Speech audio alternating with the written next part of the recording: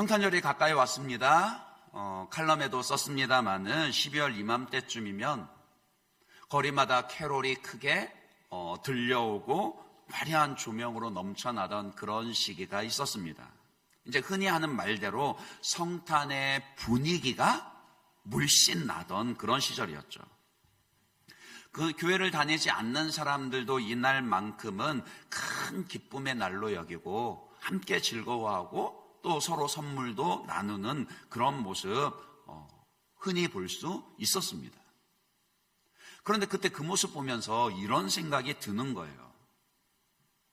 성탄의 진정한 주인공은 예수님이신데 저들의 기쁨 가운데 과연 예수님은 어디 계시지?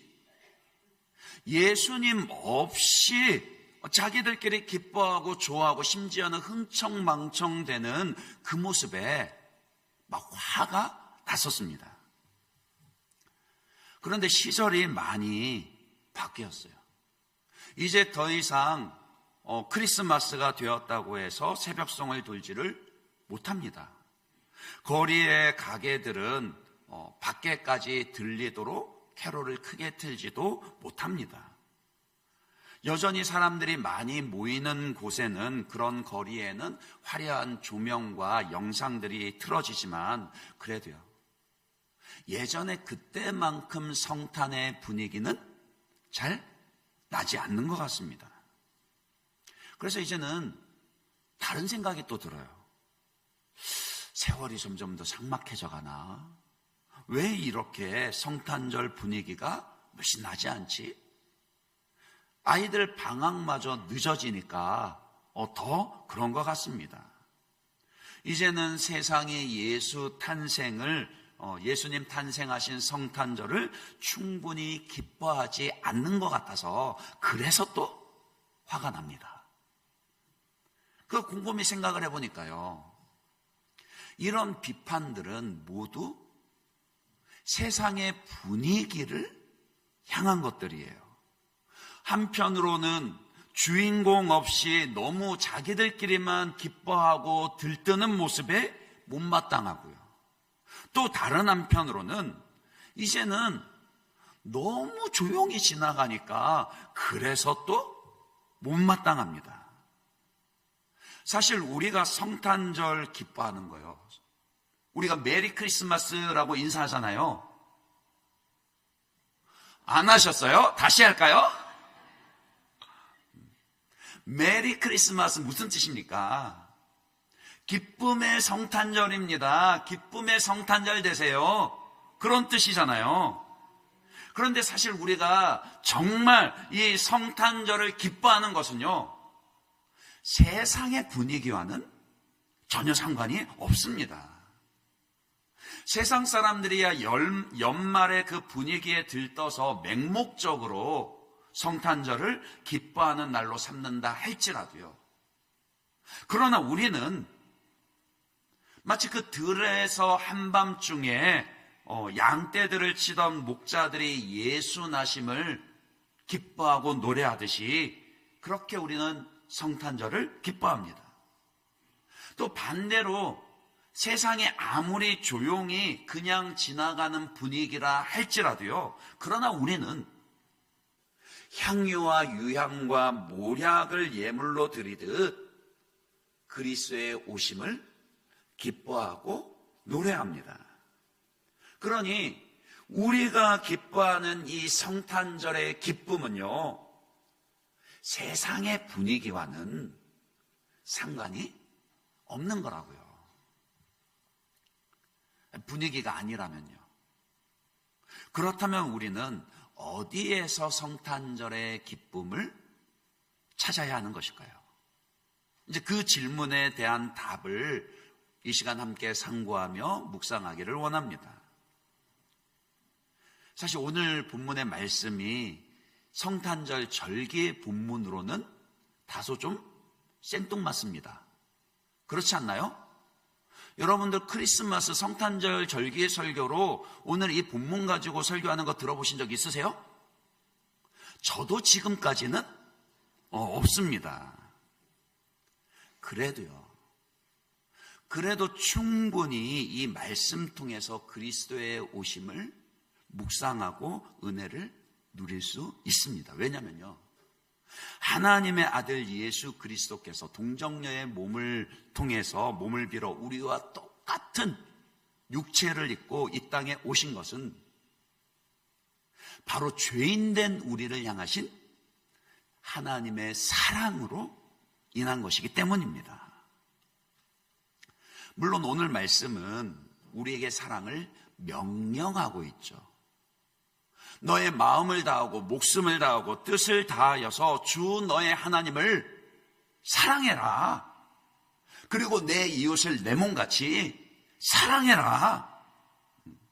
하나님의 모든 말씀과 율법을 사랑으로 요약을 해서 우리에게 명령합니다. 그런데 우리는 이 말씀을 명령으로 받아 순종하기 전에 이 명령에는요, 아주 중요한 전제가 있다라는 것을 기억해야 합니다. 그것은 우리에게 사랑을 명령하시기 전에 하나님이 먼저 우리를 사랑하셨다라는 것이에요. 요한일서 4장 19절 말씀입니다. 잘 아시는 말씀이죠. 같이 한번 읽어볼까요? 같이 읽습니다. 시작.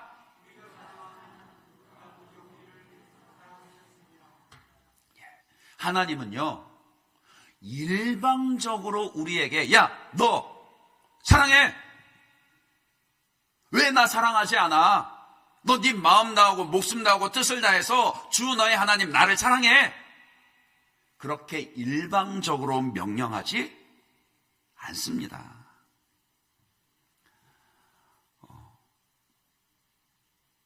먼저요. 하나님이 먼저 우리에게 네 마음을 다하고 목숨을 다하고 뜻을 다하여서 주 너의 하나님을 사랑하라고 명령하시기 전에 먼저 하나님이 하나님의 마음을 다하고 하나님의 뜻을 다하고 하나님의 목숨을 다하여서 저와 여러분을 사랑하셨더라고요. 하나님의 그 사랑이 죄인된 우리에게 아들 예수 그리스도를 보내주셨습니다. 예수님의 성탄을 기뻐할 수 있는 근본적인 이유가 바로 여기에 있더라고요. 하나님의 사랑입니다. 죄인인 우리를 향한 하나님의 사랑 때문입니다. 우리는 자꾸만요, 당장의 내 형편을 가지고 하나님의 사랑을 가늠하려는 그런 버릇이 있습니다. 전능하신 하나님께서 정말 나를 사랑하신다면 왜 내가 원하는 이 마음의 소원 하나 안 들어주시나? 하나님이 정말 나를 사랑하신다면 어떻게 고난 가운데 있도록 힘들어하도록 나를 그냥 내버려 두실 수 있나? 이런 생각들을 하죠. 예, 그런 생각 충분히 할 수 있습니다. 하지만 우리를 향하신 하나님의 사랑의 가장 크고 확실한 증거는요, 환경이 아니라요, 바로 독생자 예수 그리스도를 아끼지 않고 내어주셨다라는 것입니다. 로마서 5장 8절 말씀요, 뭐라 그랬습니까? 우리가 아직 죄인 되었을 때 그리스도께서 우리를 위하여 죽으심으로 하나님께서 우리에 대한 자기의 사랑을 확증하셨느니라. 우리를 향한 하나님 사랑의 가장 확실한 증거가 아들 예수 그리스도를 죽기 위해 이 땅에 보내신 것입니다. 하나님은요, 그냥 말로만 사랑하시지 않으십니다. 하나님이 가진 최고의 건요, 하나님께 가장 소중한 대상요, 하나님의 생명과도 같은 독생자 예수 그리스도를 아끼지 않고 이 땅에 보내셨더라고요. 그러니까 여러분 사랑하시는 거는요, 하나님으로서도 하나님의 최선을 다하신 그런 사랑입니다. 우리에게 내 마음을 다하고 목숨을 다하고 뜻을 다하여서 주 너의 하나님을 사랑하라, 그 명령하시기 전에 먼저 하나님의 마음을 다하고요, 하나님의 뜻을 다하고 하나님의 목숨을 다하고 자신의 전부와도 같은 그리스도를 내어주시며 먼저 사랑하셨습니다. 당연히 세상 사람들도 사랑하며 살아갑니다. 만약 세상에 사랑이 전혀 없었더라면 어떻게 이 사회가 지금까지 이렇게 보존될 수 있었겠습니까? 부모와 자식 간에, 연인 사이에, 부부 사이에, 그리고 친구들과 이웃들과의 관계 가운데 사랑하며 살아갑니다. 서로를 사랑하며 사랑을 그리워하며 사랑을 노래하며 그렇게 사람들은 살아갑니다. 그런데 우리는요, 너무 자기중심적인 사랑과 조건적인 사랑에 익숙해져 있다라는 거예요. 마치 거래와도 같죠. 그렇지 않나요? 내가 이 정도 해주면 너는 뭐 해줄래? 내가 이렇게까지 했는데 양심이 있으면은 나한테 그 정도는 해줘야 되는 거 아니야? 시침이 떼고 계시는데 그런 말 하시죠?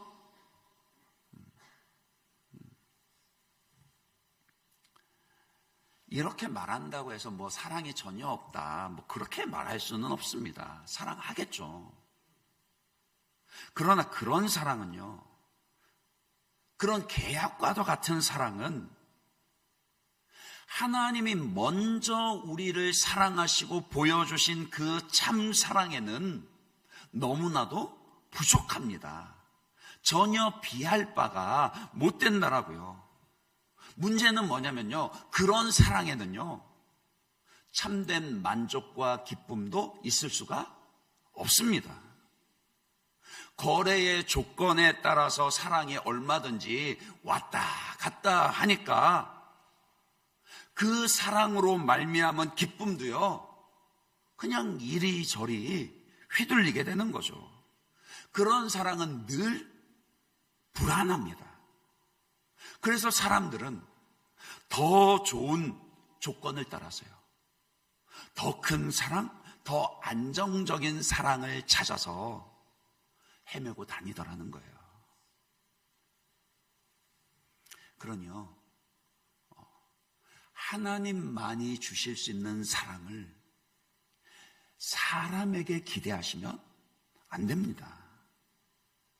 하나님으로부터 받아야 하는 사랑을 사람에게 받으려 하지 마십시오. 그 누구도 하나님의 사랑을 대신해서 줄 수는 없습니다. 아무리 남편이 사랑해도요, 하나님 사랑 대신할 수 없고요, 아내가 아무리 사랑한다 해도요, 부모가 아무리 사랑한다 해도요, 그 사랑이 하나님을 대신할 수는 없습니다. 우리는 그저 먼저 나를 사랑하시고 나를 채워주시는 그 하나님의 사랑으로 만족하고 그분의 사랑을 배워가는 겁니다. 그래서 하나님께서 먼저 조건 없이 나를 사랑해 주셨듯이 이제는 받은 그 사랑을 가지고 나도 내 아내를, 내 남편을, 내 가족과 내 형제를, 내 이웃을 조건 없이 사랑하는 것을 배우고 실천해야 합니다. 하나님 사랑은요, 아까워하는 게 없습니다. 숨기는 것이 없고 감추는 것이 없습니다. 오늘 내가 나를 향하신 하나님의 사랑을 확신하지 못하는 이유는요, 그분의 사랑이 부족해서가 아닙니다. 독생자 예수 그리스도도 아끼지 아니하시고 보내주신 하나님의 그 사랑의 모습은 보지 않고 자꾸 다른 모습을 기대하기 때문이라는 거예요. 로마서 8장 32절에 뭐라 그랬습니까? 자기 아들을 아끼지 아니하시고 우리 모든 사람을 위하여 내주신 이가 어찌, 같이 읽어볼까요? 어찌 그 아들과 함께 모든 것을 우리에게 주시지 아니하시겠느냐. 생각해 보세요. 성부 하나님께 성자 예수님보다 더 아끼고 소중한 대상이 누구겠습니까? 하나님께 더 귀한 것 있을까요? 없습니다. 하나님이 우리에게 예수 그리스도를 보내주셨다는 것은요, 하나님의 전부를 우리에게 내어주셨다, 그런 뜻이에요. 여러분은 여러분의 가장 소중한 것, 여러분의 가장 귀한 것까지도 아까워하지 않고 내어주는 그런 사랑 해보셨나요? 그 사랑을 받고 있는 겁니다. 정말 사랑하면은요, 그 사랑하는 대상을 기뻐한다라고요. 그 외에 속담 가운데 그런 속담이 있잖아요. 마누라가 예쁘면? 모르세요? 마누라가 예쁘면 처갓집 말뚝 보고도 절을 한다 그랬어요. 그러니까요, 내 최고의 것까지도 아끼지 않고 그 대상을 사랑하면은요, 그만큼 그 대상을 기뻐하게 된다라고요. 그러니까 지금 여러분이 하나님 정말 사랑하고 있냐 아니냐, 그건 말로 알 수 있는 거 아닙니다. 지금 아멘 하신다고, 예, 제가 하나님 사랑합니다, 그리 말한다고 할 수 있는 게 아니라 여러분이 하나님을 기뻐하는지 보시라는 거예요. 스바냐 3장 17절 말씀입니다. 거기 보시면 뭐라 그래요? 너희 하나님 여호와가 너희 가운데 계시니 그는 구원을 베푸실 전능자시라. 뒤에는 같이 했습니다. 시작.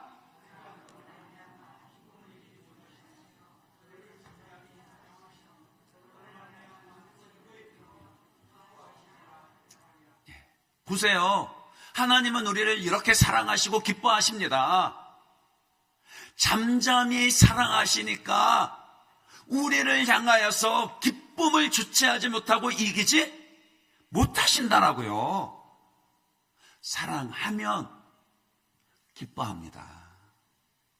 죄인인 우리를 사랑하셔서 그리스도 예수를 이 땅에 보내주신 하나님의 그 사랑을 이 성탄의 절개 가운데 깊이 묵상하시며 성탄의 기쁨을 회복하시기를 주님의 이름으로 축원합니다.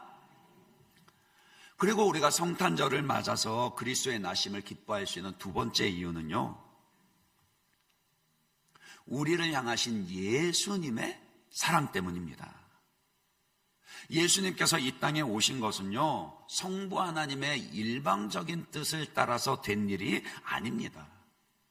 성자 예수님께서요, 창세전부터, 그러니까 이 세상이 있기 전부터 죄인인 우리를 구원하기 위한 하나님의 계획에, 제가 순종하겠습니다, 그리 말씀하시며 자기를 내어주시기로 언약을 맺으셨습니다. 그래서 하나님 계획하신 때가 이르렀을 때 기꺼이요, 예수님이 기꺼이 자발적으로 자신을 낮추사 인간의 몸을 입고 이 땅에 오셨습니다. 왜요? 바로 죄인인 우리를 그만큼 예수님이 사랑하셨거든요.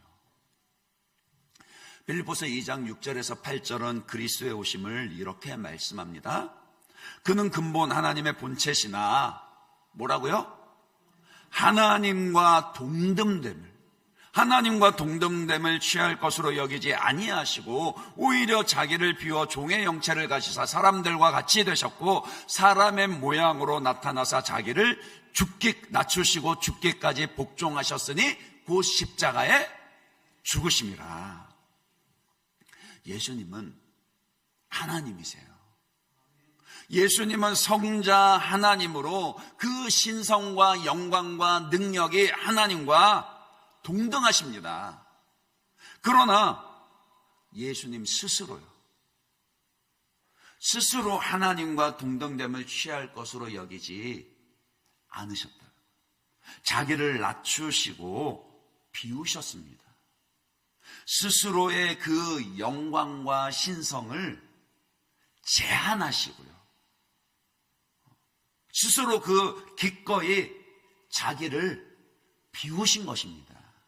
그 왜 몸에 꽉 끼는 옷 입어보신 적 있으시죠?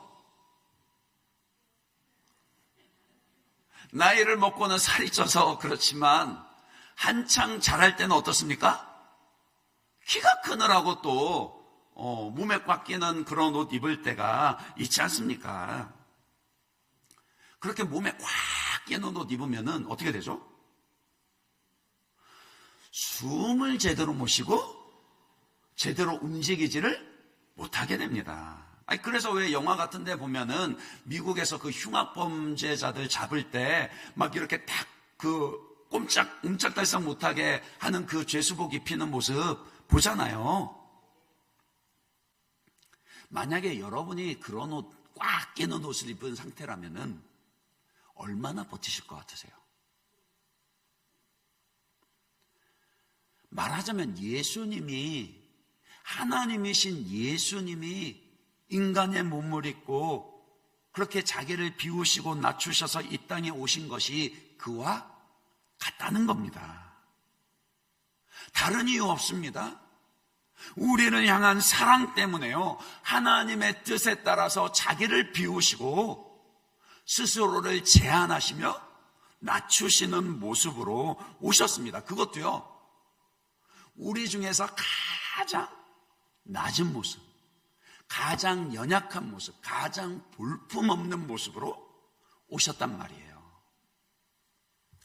잘 아시는 것처럼 예수님이 이 땅에 오실 때 어디에서 태어나 누이셨습니까? 그죠? 누가복음 2장 12절 말씀 한번 볼까요? 여러분 한번 읽어봐 주세요. 같이 읽습니다. 시작.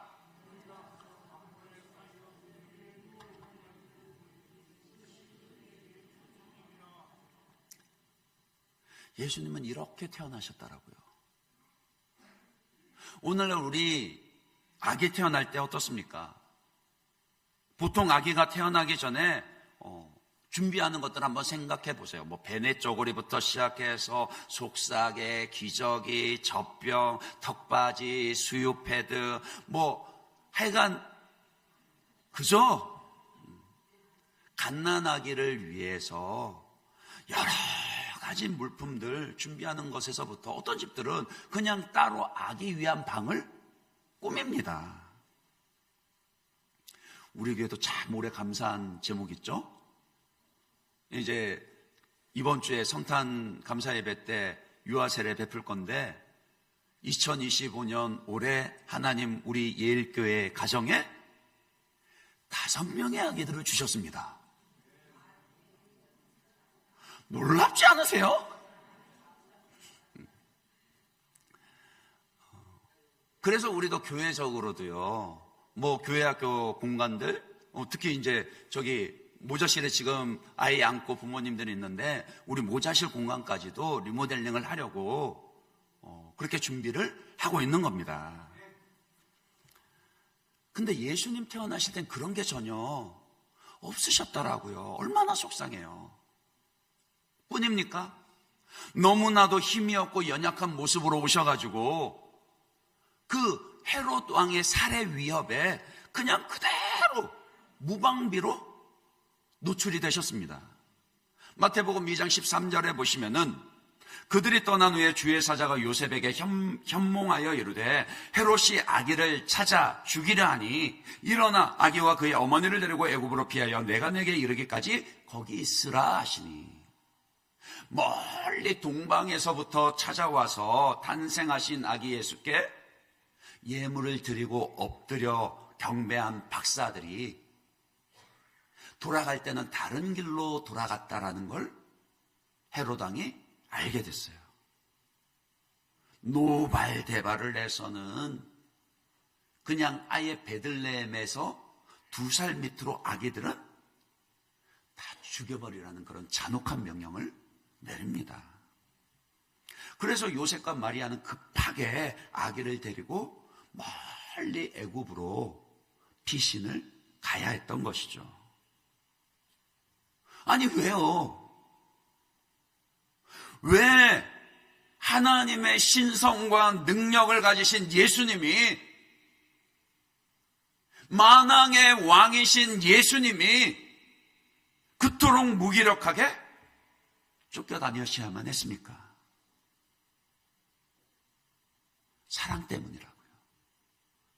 저와 여러분을 향한 사랑 때문에 예수님이 기꺼이 자기를 비워 그 무도한 세상의 권력자들의 손에 자기를 맡기셨더라고요. 힘이 없어서가 아니라요. 권세가 없어서가 아니라 그렇게 당해 주신 것입니다. 요한복음 8장 57절을 보시면은요, 아주 재미있는 표현이 있습니다. 유대인들이 이르되 내가 아직 몇 살요? 그러니까 예수님께 하는 말이에요. 유대인들이 이르되 내가 아직 50세도 못 되었는데 아브라함을 보았느냐? 예수님께서 유대인들을 향해서 너희의 조상인 아브라함이 나의 때 볼 것을 즐거워하다가 보고 기뻐하였다, 그런 말씀을 했을 때 유대인들이 반문한 내용이거든요. 우리는 신약시대 이후를 살아가는 백성들로 이미 오신 예수 그리스도를 메시아로 믿습니다. 그러나 아브라함을 비롯한 구약의 백성들은 장차 오실 예수를 믿음으로 바라보고 예수를 메시아로 믿으며 그 믿음으로 구원을 받았습니다. 예수님은 그 진리를 말씀하신 것인데 유대인들은 도무지 그 말씀 이해를 하지 못하는 거예요. 그런데 재밌는 게 이제 이거라는 거죠. 예수님 향해서요. 아니, 아브라함이 예수 너를 봤다고? 그러면서 물을 때 예수님을 향해서 네가 아직 40이 못 되었는데 라든지, 아니면 네가 이제 겨우 갓 30을 넘었는데 라고 묻지 않고 뭐라고 물었다고요? 네가 아직 50세도 못 되었는데, 이렇게 표현했다라는 거예요. 예수님 나이 아시잖아요. 예수님은 이 땅에 오셔서 33살 정도의 삶을 사셨습니다. 30살까지는 홀로 되신 어머니와 동생들을 돌보시며 가게를 책임지며 사셨었고, 마지막 3년을 공생애로 사셨습니다. 그러니까 지금 예수님 나이는 몇 살이에요? 33살쯤이라고요. 그렇다면 상식적으로 생각을 해보면 이때 예수님 향해서 네가 이제 갓 30을 넘었는데 라고 표현을 해야 맞는 거잖아요. 유대인들은 다 시력이 안 좋았습니까? 그러니까 예수님 향해서, 젊은 예수님을 향해서 네가 아직 50도 못 되었는데 이렇게 표현한 것은 무슨 뜻이에요? 이 아주 엄청난 비밀인데, 예수님이 노안이셨다고요. 그것도 그럴만한 것이 그만큼 예수님은 일찍부터 목수의 일을 하면서 생계를 책임지느라 갖은 고생 가운데 힘들고 어려운 삶을 사셨다. 그러니까 건늙었다. 그런 뜻이라고요. 일찍이 선지자 이사야가 예수님의 그런 모습을 예언한 바가 있습니다. 이사야 53장 2절입니다. 예수님의 모습이 어땠을런지를 생각하면서 한번 읽어보세요. 같이 한번 읽습니다. 시작.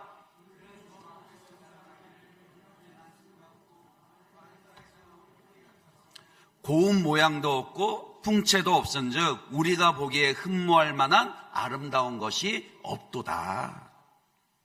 고운 모양도 없고 풍채도 없고 사람들이 흠모할 만한 아름다운 외모가 없으셨습니다. 그러니까 생각해 보세요. 예수님은 육체를 입고 이 땅에 태어나시는 바로 그 순간부터 십자가에 못 박혀 죽으실 때까지 가장 낮은 곳에서 너무나도 무기력하게 쫓겨다니시며 볼품없는 외양으로 삶을 사셨습니다. 왜요? 예수님이 능력이 없어서요? 예수님의 그 영광이 없으셔서요? 예수님의 그 아름다움이 없어서요? 아니요. 그런 거 아니요. 본인이 내려놓으셨다라는 거예요.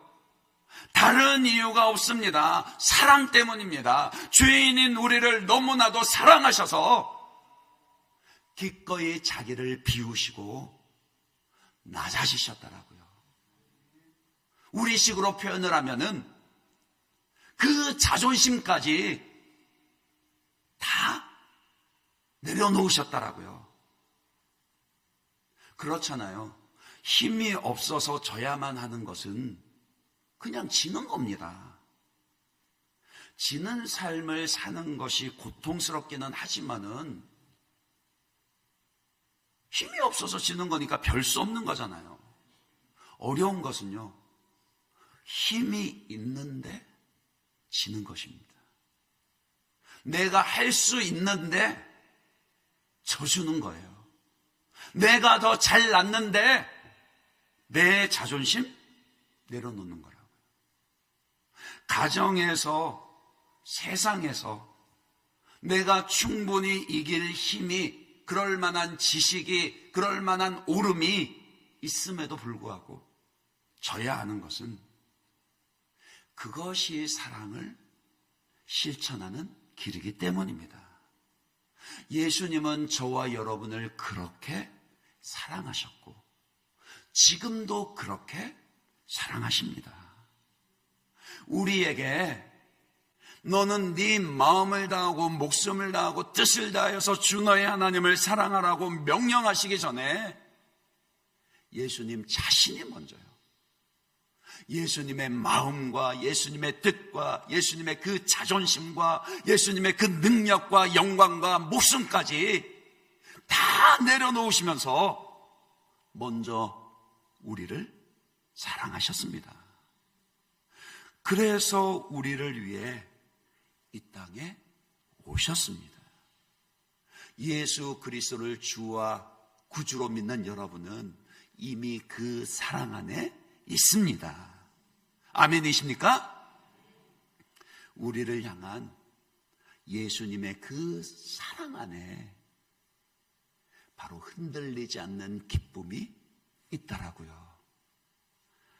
말씀을 맺습니다. 성탄이요.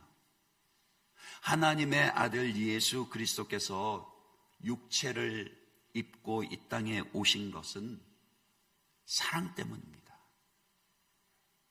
가장 귀한 것, 최고의 것까지도 아끼지 않으시고 자기의 전부를 내어주신 하나님의 성부 하나님의 사랑 때문입니다. 자기의 영광과 자존심까지 온전히 자기를 비우시고 낮추시며 찾아오신 예수님의 사랑 때문입니다. 기억하십시오. 사랑이 사랑을 낳습니다. 우리는 이미 그 사랑 안에 있는 자들입니다. 그러니까 기쁨의 비결은요, 다른 데 있지 않습니다. 사랑하십시오. 여러분 기뻐하시길 원하십니까? 기쁨으로 충만하시길 원하십니까? 그렇다면 사랑하십시오. 사랑하십시다. 성탄의 기쁨을 잃어버린 것은요, 세상의 분위기 때문이 아닙니다. 내 형편의 어려움 때문이 아니라고요. 먼저 여러분을 사랑하신 하나님의 사랑을 깊이 묵상하시기 바랍니다. 그리고 그 사랑에 감격하여서 우리도요, 여러분도 하나님을 사랑하고 이웃을 사랑하십시오.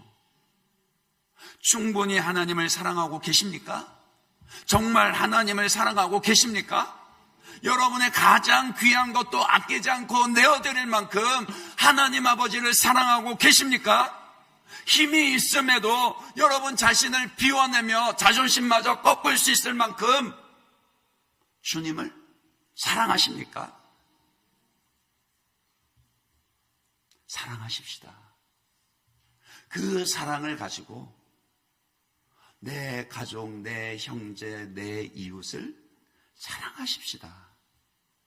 그러면은요, 넘치는 기쁨이요, 세상이 줄 수 없고 빼앗을 수도 없는 흔들리지 않는 기쁨이 여러분에게 회복될 것입니다.